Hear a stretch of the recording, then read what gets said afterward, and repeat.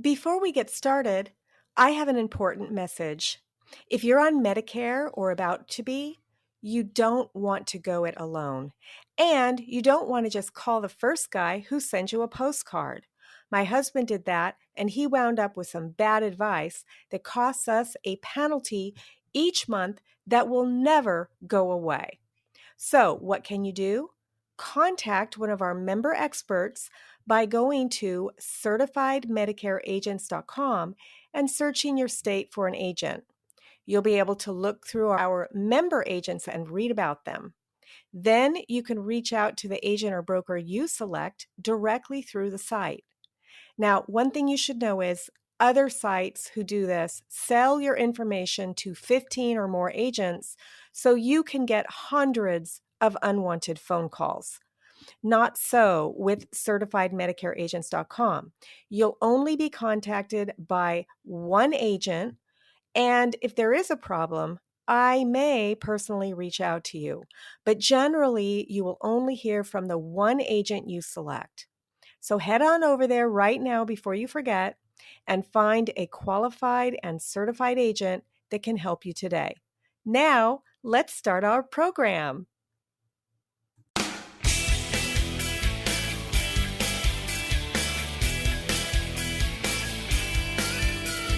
Welcome back to the Rock Your Retirement Show. I'm your host, Kathy Klein, and if you've never listened to a show before, you're now listening at another pivotal time where we're slightly changing the format. From March 2016 to August 2020, this was an interview-style show where I interviewed people who could help you rock your retirement, but not financially. Those were what I call the encyclopedia years of the show.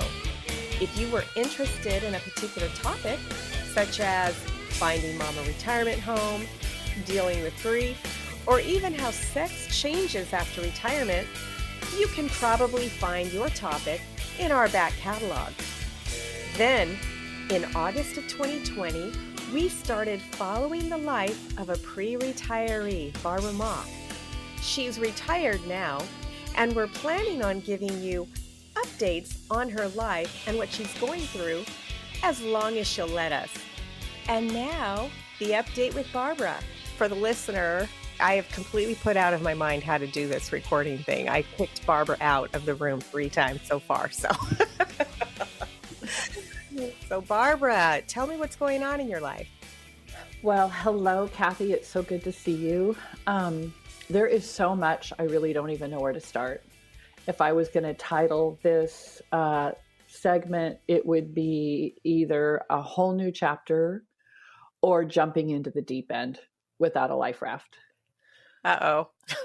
What's going on? It's all good. Well, what's going on is we bought an RV and a Jeep, and we will be snowbirders this winter. Oh And my gosh, you talked about that. I know, but we finally pulled the trigger, and there are so many reasons. It's hard to count them all. It wasn't just one thing, but just a combination of many, many things. And I think as I was thinking about talking with you, I was thinking that that is the troubled waters that retired people have to navigate. So many inputs, so many decisions, not one right or wrong answer, just preferences and lifestyle choices. But all of them have consequences, good and bad, and you have to own it once you make the decision. So maybe I'll start with just some of the things that have been going on for us. I think if you're a longtime listener, you know that last winter I was still working. My husband was retired and satisfied to stay here in the winter because there was an alternative. So when it was nice outside, he would golf. Sometimes he'd watch movies, and sometimes he'd do woodworking, but he basically took care of the whole house. Well, now that I'm retired, that whole game has changed. And I'm not happy to sit here while he goes golfing and, like I want to do things together. And so we've been talking and talking for months. I haven't shared all the conversations. That would just be too much. So it's just been whirling around in our minds. But a couple of factors that have really affected us is, I think I said before, I felt like there was winners and losers here. My dream, my vision pre-pandemic was Europe, Mexico, travel, and I had a budget and that's what I was going to do. Whereas my husband always wanted to snowbird or buy a house in Arizona. And I said, no, don't think so. 55-year-old and older community, that's not going to work for me. That was pre-pandemic. So now with so many people around us, I think I've shared before illnesses and whatever, but this month was just a blow. We had a situation where a family member passed away in her sleep in her 40s. And yes, and it's just been, and so we just went to a memorial service, and there is nothing more sad to see two children without their mom. And it's a tragedy. But the worst one was our niece who lives across the street with her beautiful 6-year-old, 5-year-old, and 4-year-old. She was admittedly a complete anti-vaxxer. Like, she posted on social media, she said, this is all a hoax. And we just all kept saying, you need to get a vaccine. You've got kids, you've got responsibilities. But she just would not be swayed. And so about 3 weeks ago, she came down with COVID, laid in bed for 10 days. And I just talked to her yesterday, so there is a happier ending, but she was 2 hours from death when she went to the ICU because she got something called COVID pneumonia. So along with COVID, it filled her 32-year-old healthy, strong lungs with fluid and blood clots. So she went into the hospital, and we have just been praying, everybody in our family and everybody. And they put her on infusions, and they said it would be 10 days, 7 days. And she was separated from her children, who she'd never been a day without, for 2 weeks. And the nurses said, I bet you wish you got your vaccination now. And they were like, if you don't want to die, get up, get out of bed, try to breathe. Because she was on oxygen. Her body was not able to process oxygen. So we've just been through this trauma of a close family member right across the street that was so close to death, and these little babies. And so we've been rallying around her and trying to help her. And we just looked at each other and just said, life is short. You don't know how long you have. What are we going to do? What are we going to do? And I talked to her the other day, and she is sorry that she didn't get the vaccine. The good side is that 18 of her 20 young mom anti-vaxxers were so scared by what happened to her that they're getting vaccinated. So praise God that she lived, but she's got a long road. She can barely breathe. She can barely walk. Her life is forever changed. And so, coupled with all the other things that were going on, we just really started having intentional, serious conversations about what's the life we want. We had a beautiful summer, and these last few days of the month of September were absolutely Pacific Northwest gorgeous. 75, 80 degrees, no rain. It was beautiful until it wasn't. And then an inch and a half of rain and 50 degrees, like literally a light switch went click, and it's fall. And as my husband and I sat in there looking at the rain, I looked at him and I said, sweetie, you ready for 6-7 months of this? And he just looked at me. And I just said, what are we going to do? So we went on this little journey again of the internet, hours of talking and researching. And then we just said, let's look at an RV again. Let's just do it. But we were looking at a smaller one, a more reasonable one, a Class C. But, they can't be had. right? 2021s are sold, 2022s, it's 6 to 9 months. And so I thought, well, I'll just book someplace at a Del Webb property in Sun City. That's what I'll do. I'll just book a place.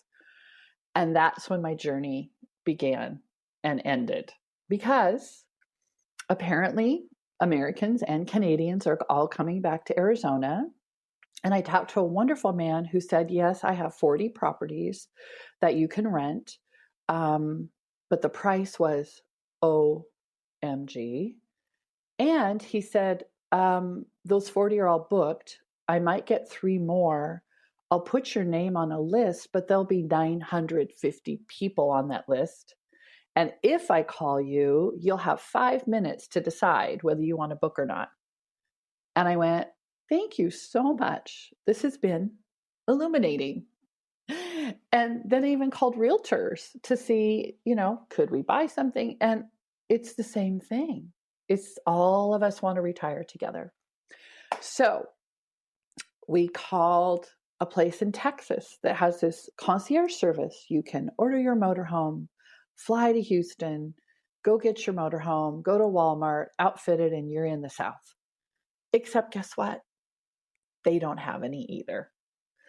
They don't have any 2021s, and the 2022s, you can be on a waiting list. And I said, but your website. And he goes, well, if we didn't show the ones that have already been sold, you wouldn't have anything to look at. Oh my. So we were looking at Class C, and the one thing we learned from him was, you're buying this sight unseen? And I said, well, what do we do? He goes, go sit in one. Never buy a motorhome you haven't been in. Thank goodness we did that, Kathy, because we went to a Class C that was used. I don't fit in the passenger side. My legs are as long as my husband's. I'm 5'10". I think we've talked about that we're a big, tall family. So from the seat to the front dash, my knees are, in it.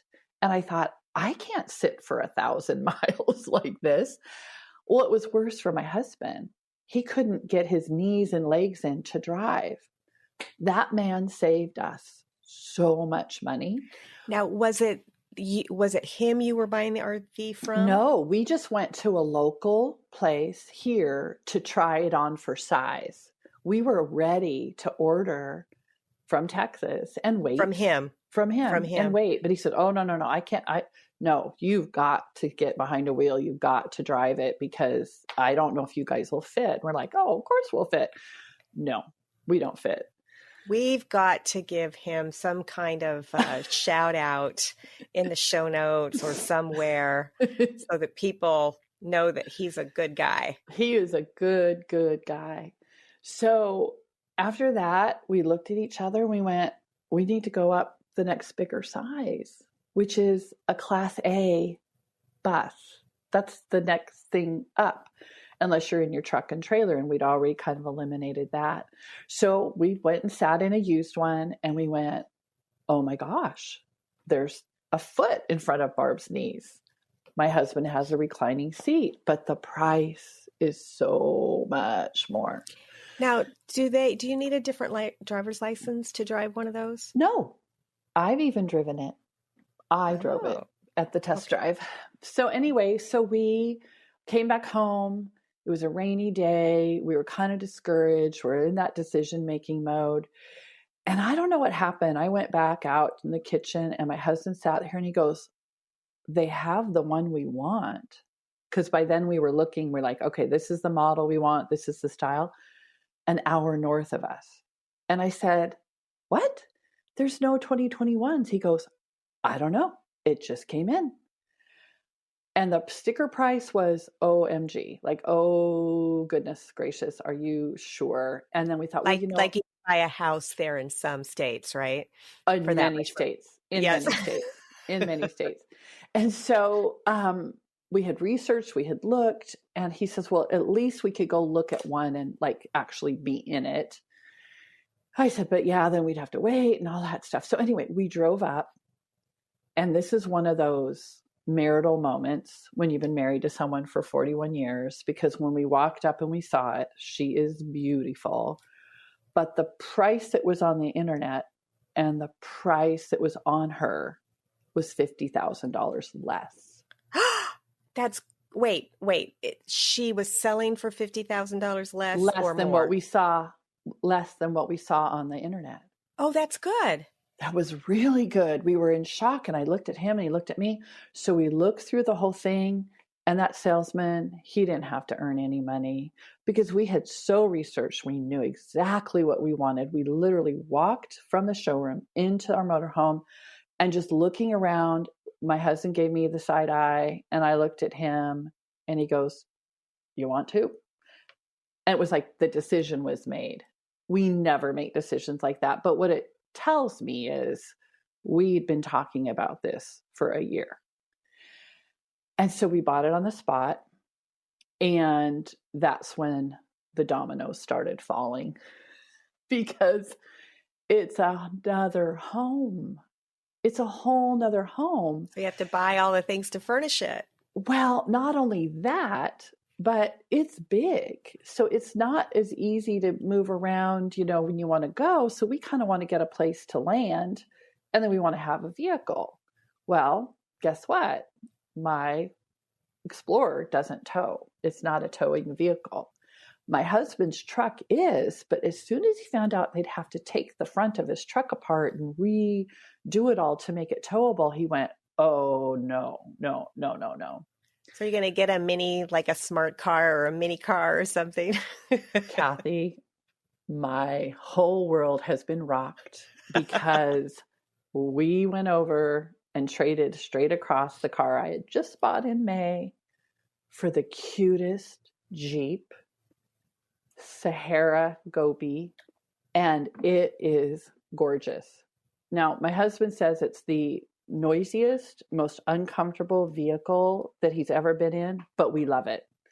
And we are having so much fun because driving it home, we kept getting these waves. There's a Jeep wave. I never knew this. So every time you see a Jeep Wrangler, people raise two fingers. I had to look it up on the internet. Did you know that in World War II, our veterans drove Jeeps? Well, those all got brought back. And so back in the day, they would wave at each other as an acknowledgement of respect. But now you're driving home and people are waving at you. I felt like I'm in this club. So I joined a Facebook Jeep, love Jeeps, Jeep Live, whatever. I am learning so much about Jeep culture. Did you know about ducking? Have you ever heard about that? Oh, I thought, isn't that something that you do when somebody throws something at you? Absolutely not. When you are driving around in your travels and they say when you find a Jeep in the wild, so either out in the woods or in a parking lot, you get a little rubber duck and you set it on the Jeep as a sign of another Jeeper acknowledging your Jeep. And then you take pictures of it. Okay, how could I be as old as I am and never know that there's a Jeep wave and there's ducking? But I'm in the club now. So I have to pay attention when I'm driving because they wave at you and you need to wave back. So the Jeep matches the RV. It's beautiful. It is beautiful. And the RV, they call it a empty nester special. It has a king size bed. Because remember, my husband's 6'6". It has a king size bed. It is for two people. However, there's some little things you can put little grandkids in. If the grandkids get too big, they can't. So the cubby holes. Them. But it's not, made for families. And we are going to live in it from December 27th until the middle of April. Where are you going to go? Are you going to come visit me? I can't yet, but I will be visiting you. We're just trying to get a couple trips under our belt, get the bugs worked out, because this is freaking my husband out. Now, right? I have friends that live in an RV. Yeah. So after the show, I will maybe connect the two of you and she can tell you all about the places where they go and some inside tips.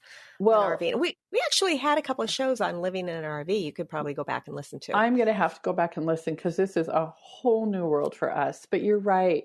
It isn't just the RV. it's the tow vehicle. And now the Amazon people are coming every single day because they're delivering, dishes and towels and all kinds of sewer lines and water lines and incredible amounts of things. So if you're figuring out the cost of this, it's not just the cost of the motorhome, it's the cost of the vehicle if you want to tow. And then the tow bar has to be set up. So my little Jeep is going in for her treatment so that she can hook up to now let's not forget the cost of gas. There's going to be that expense. $8 a gallon for diesel. Sure. It's going to be a lot. What are you going to get? 8 miles per gallon? Yep. That's probably it.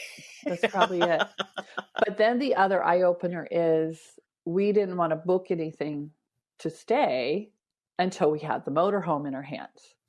And so we went up to get it, and we did something called a pre-delivery inspection.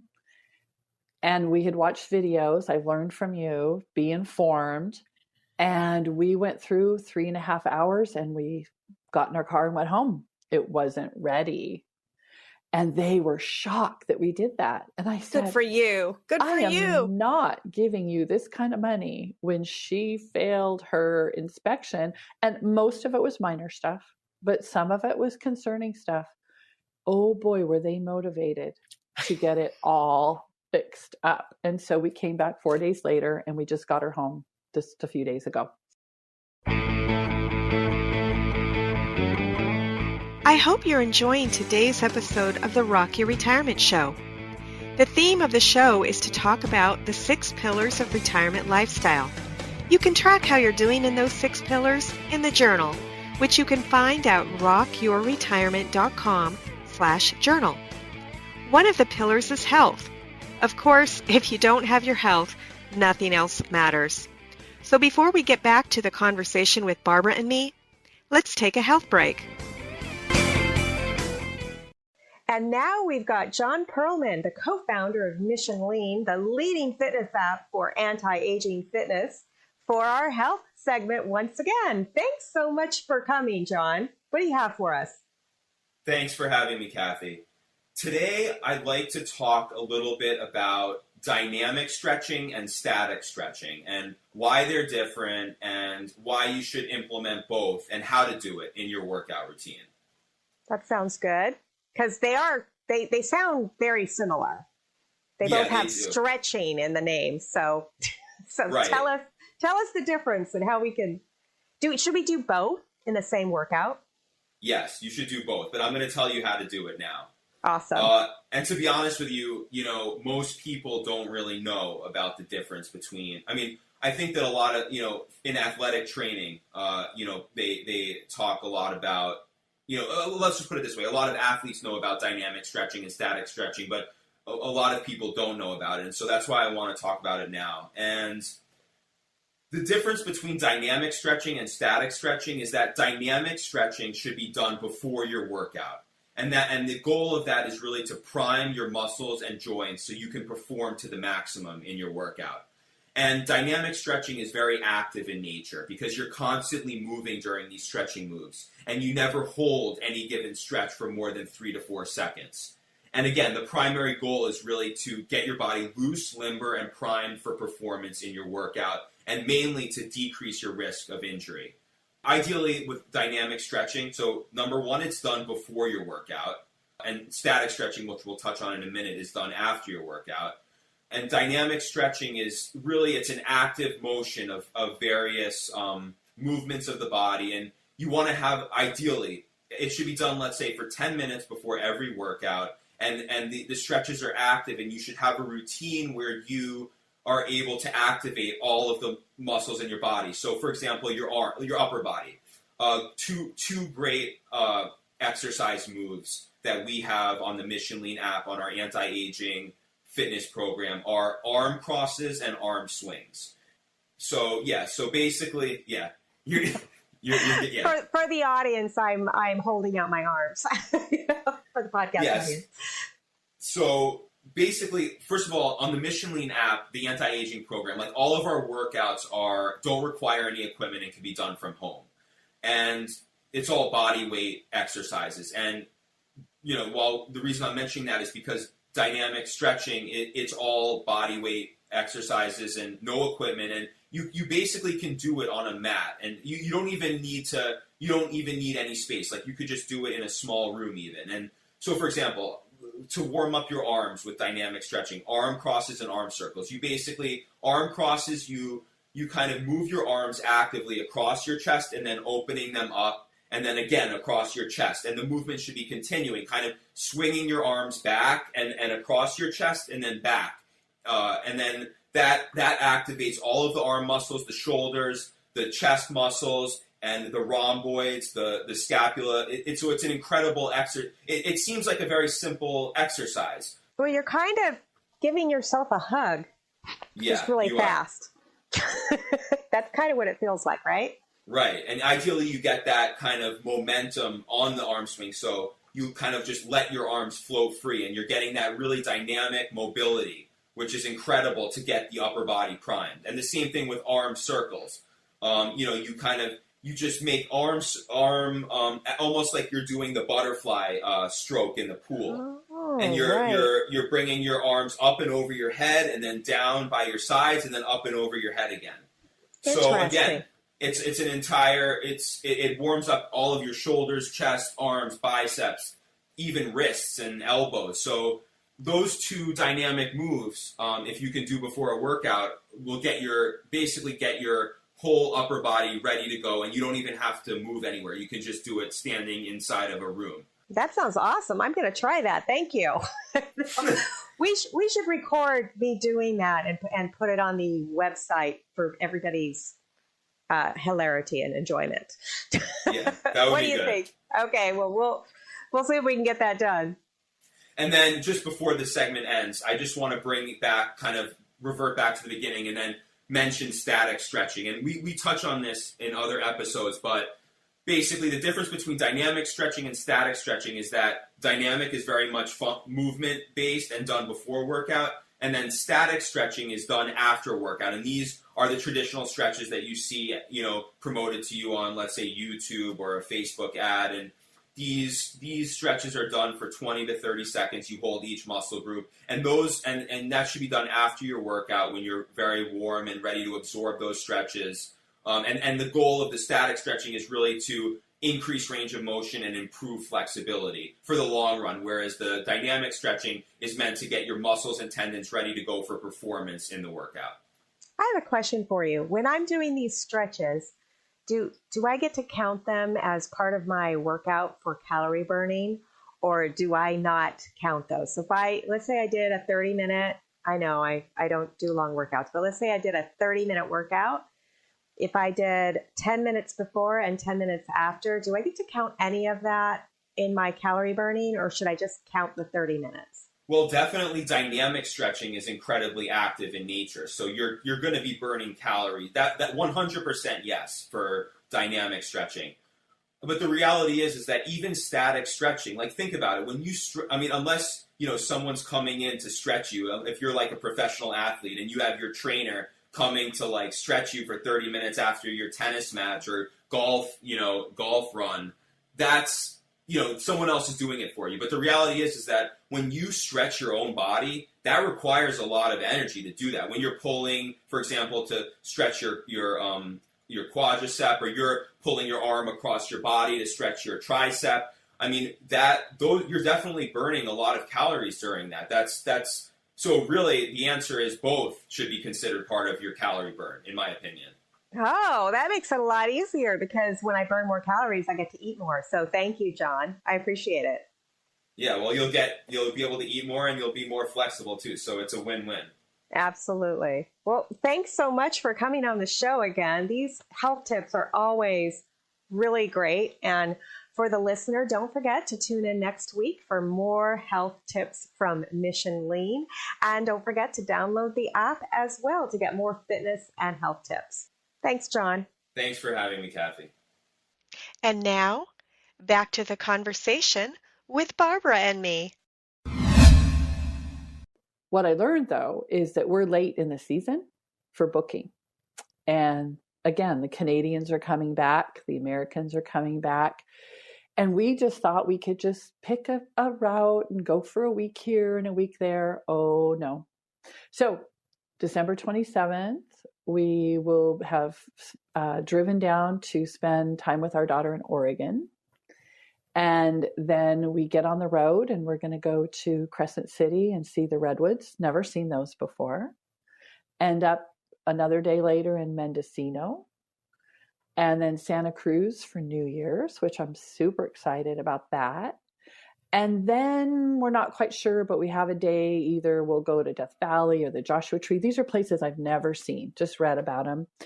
And we signed up for 1 month, the entire month of January in Yuma, because it's hotter there and it's right by the Mexican border, in a 55-year and older community with, I mean, I'm going to live your life vicariously because there's clubs and golf and pickleball and all those things.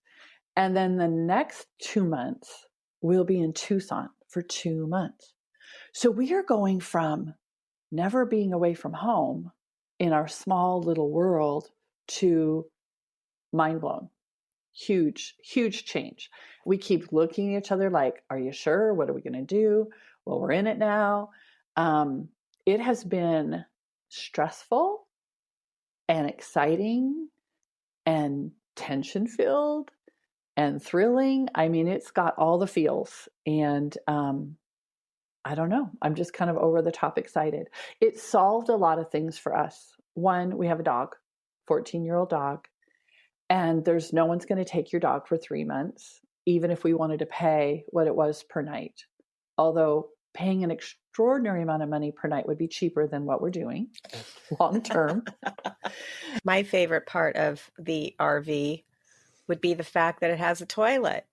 Well, and in fact, I was thinking about one of the major factors is I read an article recently that the U.S. is consistently falling behind on our COVID situation. In fact, the United States, with all its resources and money in the world, we're 40th ranked 40th for, actually doing something about the pandemic. And so it said, even now, wear a mask, don't travel, which to me means on an airline or whatever, social distance, avoiding large crowds, don't go indoors with people you're not sheltering with. And it means that you're kind of locked down.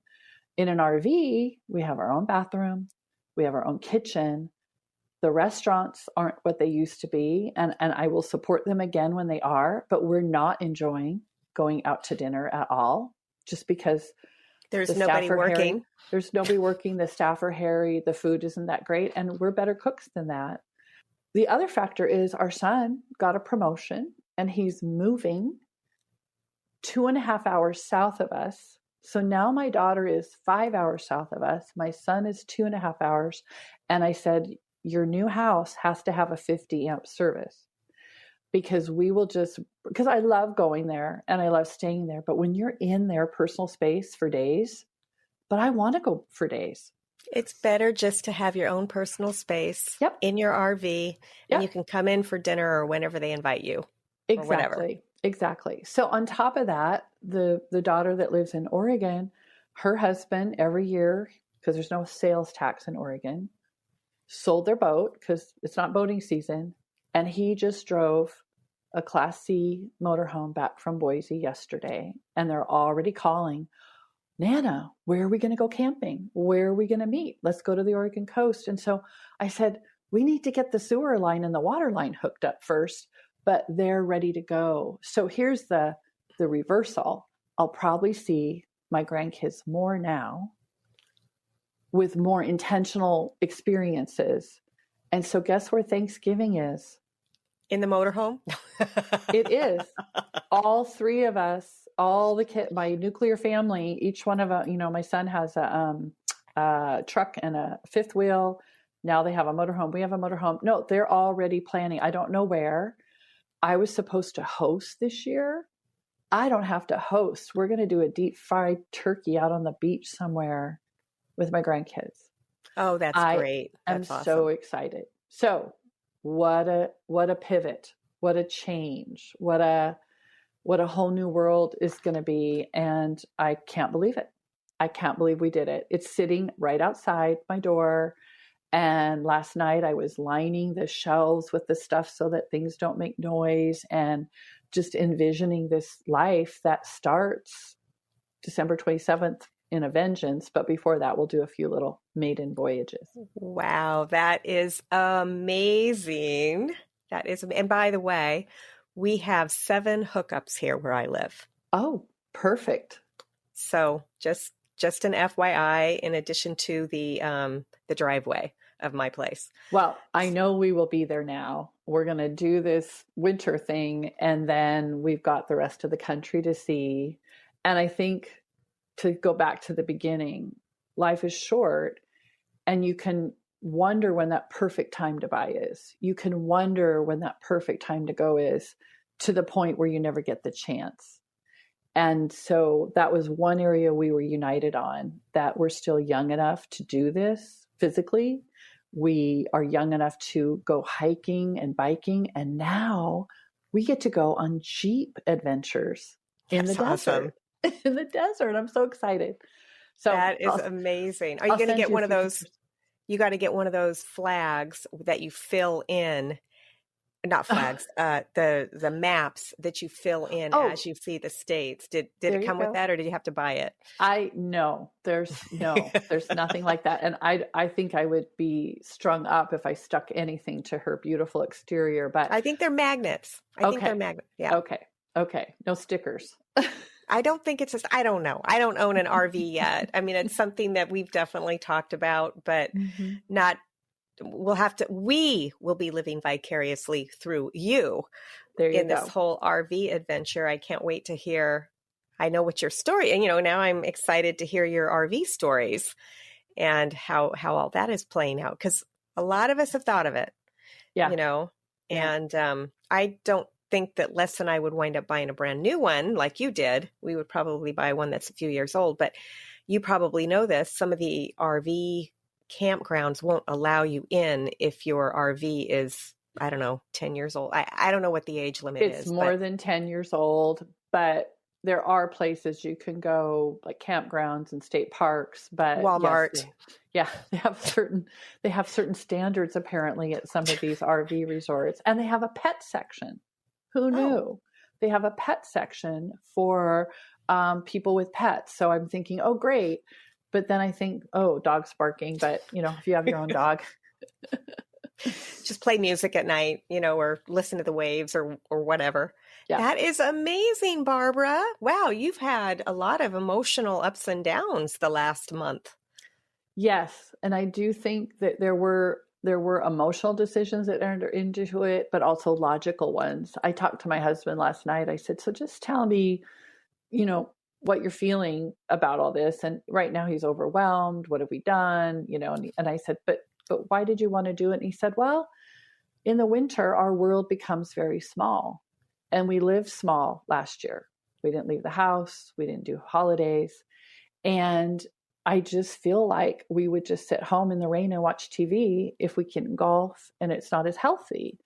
And he goes, I'm so excited that you're finally on board. And because we had a debate, like there was no way I was going to do this. And now I'm kind of trying to embrace what his dream and his for myself.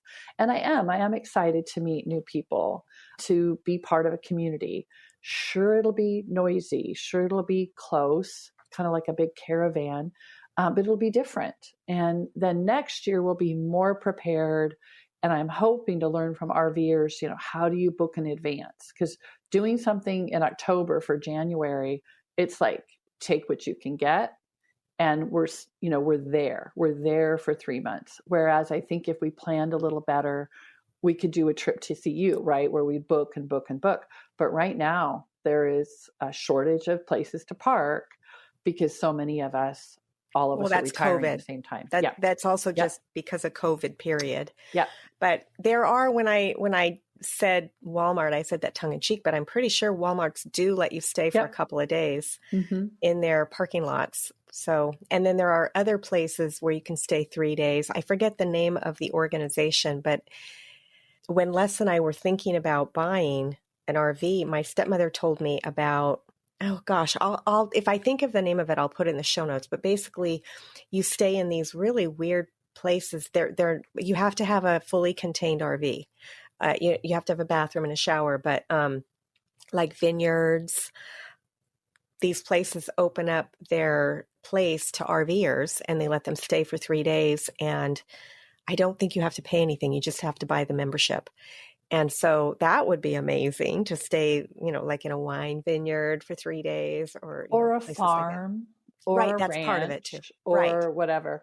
Yeah, I just think we didn't have enough time to figure all that out. And even though we can be self-contained, I'd rather hook up to water and sewer these first few months just to get all the bugs worked out. I think they call it boondocking when you it's for next year. Yeah. Or 2 years, whenever, because next year is when you're going to be doing this. But so we're talking down the road after you become more experienced. I get it. Yeah. Well, that is amazing. I am sorry about your family members, but I am so excited for you on this new adventure you are going on. And I have to admit, I'm also jealous. So, I can't wait to hear about now. Next month when we talk, you wouldn't have started yet. So we'll be okay next month. I'm trying to figure out how am I going to be able to stay in touch via a laptop in a RV resort. They all have Wi-Fi. They all have Wi-Fi. We'll work it out. Don't worry about it. Yeah. We will work it out. If you want to continue while you're on your travels, we'll work it out. If you don't want to continue, then you've already gone beyond your 1-year commitment. But I know I and probably the listeners would love to hear about your adventures as you go through them. We will be doing that because I think I'll have a little extra time to think and to write and to see. So I'll try to keep up better on the blog. I've just been so busy with life and family. And I guess that's another takeaway for retirement. There's not a minute to be bored. It has just been such a fun ride. Every day I'm grateful that I was able to retire early. Every day I'm grateful that I have a partner. In fact, I went to the local Target store to get, just the things you need. And the woman that was checking me out said, "Oh my gosh, are you outfitting a new house?" And I started to say no. And I went, "Well, yeah, I am a motorhome." And she launched into that was her dream. She wanted to do it, but she was single and her marriage, hadn't worked out. And so she's just kind of pouring her heart out to me. And I'm thinking, oh my goodness. And then she said, "I hope you're grateful that you have a partner and that you have someone to get to do this with." And of course I already was, but it just kind of hit home that not everybody is going to have this opportunity in their life. And so I'm going to be thrilled and excited and make the best of the time that I have. What a wonderful way to end the show. Thank you so much, Barbara. This has been amazing. And for the listeners, I had no idea what we were going to talk about today. So it was as much of a surprise for me as it was for you. And Barbara, once again, I'm so excited for you. Thanks for sharing. My pleasure. It's been really fun. For the listeners, we'll see you next time on the Rock Your Retirement Show. Bye. Bye.